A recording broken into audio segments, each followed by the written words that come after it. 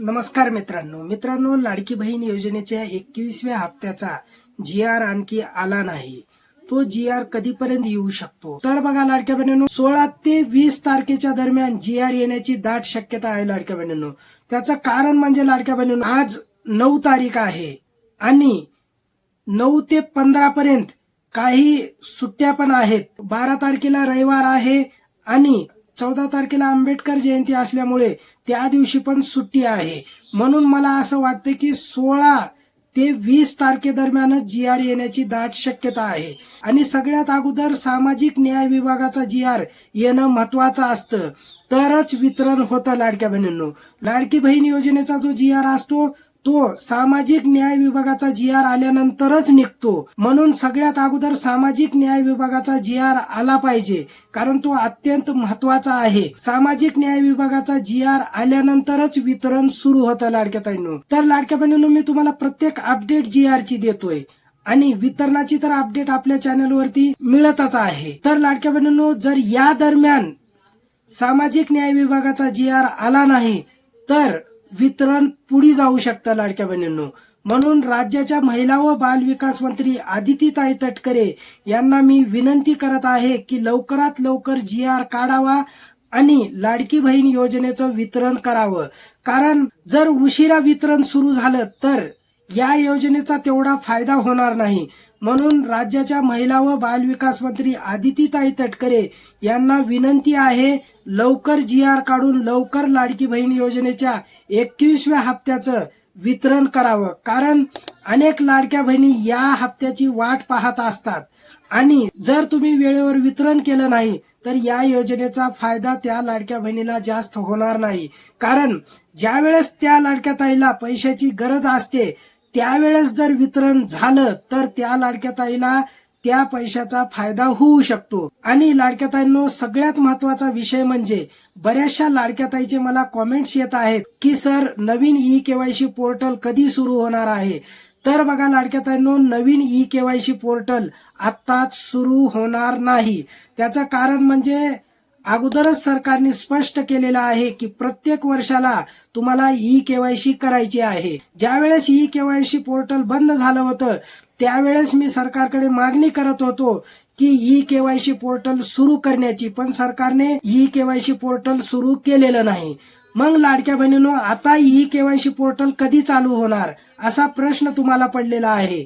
तर लाडक्या बहिणींनो, तुम्हाला मी सांगू इच्छितो, eKYC पोर्टल येणाऱ्या 4-5 महिन्यामध्ये चालू होऊ शकतं, तशी शक्यता आहे. जोपर्यंत नवीन eKYC पोर्टल चालू होणार नाही तोपर्यंत तुम्हाला लाडकी बहीण योजनेचा लाभ तात्पुरता तुमचा थांबवण्यात येऊ शकतो. लाडक्या बहिणींनो, काळजी करू नका लाडक्या बहिणींनो. मी सरकारकडे विनंती करत आहे की नवीन eKYC पोर्टल लवकरच सुरू करावं आणि ज्या लाडक्या बहिणीची eKYC झालेली नाही त्या लाडक्या बहिणीची eKYC करण्याची संधी सरकारने द्यावं. कारण थोडक्या चुकीमुळे त्या लाडक्या बहिणीचं मोठं नुकसान होणार आहे.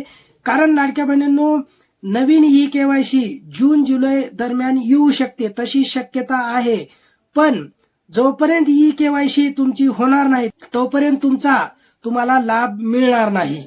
म्हणून मी सरकारला विनंती करत आहे, सरकारने असं न करता लगेच नवीन eKYC करण्यासाठी पोर्टल सरकारने सुरू केलं पाहिजे आणि ज्या लाडक्या बहिणीची eKYC झालेली नाही त्या लाडक्या बहिणीला eKYC करण्याची संधी सरकारने द्यायला हवी. तर लाडक्या बहिणींनो, काळजी करू नका. जोपर्यंत आपली मागणी पूर्ण होत नाही तोपर्यंत आपल्या चॅनलवरती व्हिडिओ येणार आहेत, म्हणून काळजी करायचं नाही लाडक्या बहिणींनो. आणि लाडक्या बहिणींनो, ज्या लाडक्या बहिणीची eKYC चुकली होती त्या लाडक्या बहिणीला विनंती आहे, येणाऱ्या 30 एप्रिलच्या अगोदर त्या लाडक्या बहिणींनी आपल्या eKYC ची दुरुस्ती करून घ्यायचा आहे. जर तुम्ही ही संधी हातातून सोडली तर यापुढे तुम्हाला eKYC करण्याची संधी मिळणार नाही आणि तुमचा कायमचा लाभ बंद होऊ शकतो लाडक्या बहिणींनो.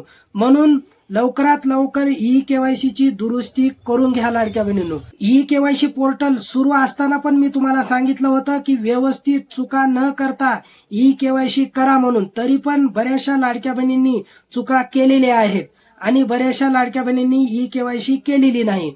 मग आता येणाऱ्या 30 एप्रिल पर्यंत तुम्हाला ई-केवायसी करून घ्यायचा आहे. जर तुम्ही ई-केवायसी केली नाही तर तुमचा कायमचा लाभ बंद होऊ शकतो लाडक्या बहिणींनो.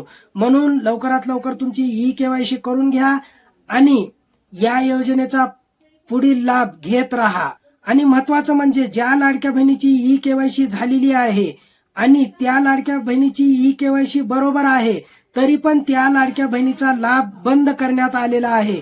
मग अशामध्ये त्या लाडक्या बहिणींनी काय करायचं? तर बघा लाडक्या बहिणींनो, तुम्हाला काय करायचं आहे, तुम्हाला लाडकी बहीण योजनेच्या वेबसाईट वरती जायचं आहे आणि अर्जदार लॉग इन याच्यावरती लॉग इन करायचं आहे. तुमचा मोबाईल नंबर, ID, पासवर्ड तिथं टाकायचा आहे आणि लॉग इन करून घेऊन तुमच्या फॉर्मचं स्टेटस पाहायचं आहे.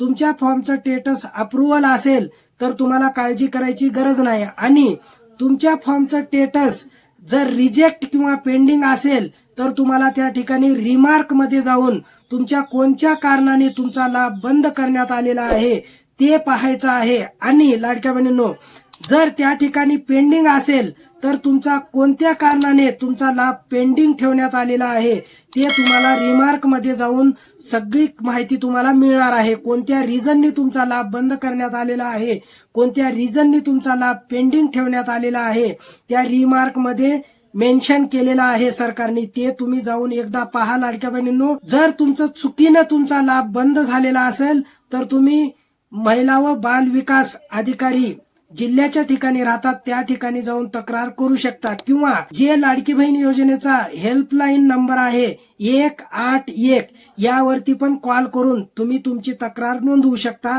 आणि तिथं तुमची तक्रार करू शकता आणि त्यांच्याकडून माहिती घेऊ शकता. आणि लाडक्या बहिणींनो, तुम्हाला जर तुमच्या फॉर्मचं स्टेटस कसं चेक करायचं हे समजत नसेल तर कसं स्टेटस चेक करायचं हा व्हिडिओ मी आपल्या चॅनलवरती अपलोड केलेला आहे. मी त्याची लिंक आपल्या डिस्क्रिप्शन मध्ये देतो. तुम्ही त्या व्हिडिओला जाऊन बघा आणि तुमच्या फॉर्मचं स्टेटस चेक करा. तर लाडक्या बहिणींनो, आज इथंच थांबूया. अशाच माहितीपूर्ण व्हिडिओसाठी आपल्या चॅनलला सबस्क्राईब करा आणि हा व्हिडिओ तुम्हाला उपयुक्त वाटला असेल तर व्हिडिओला लाईक आणि शेअर नक्की करा. धन्यवाद.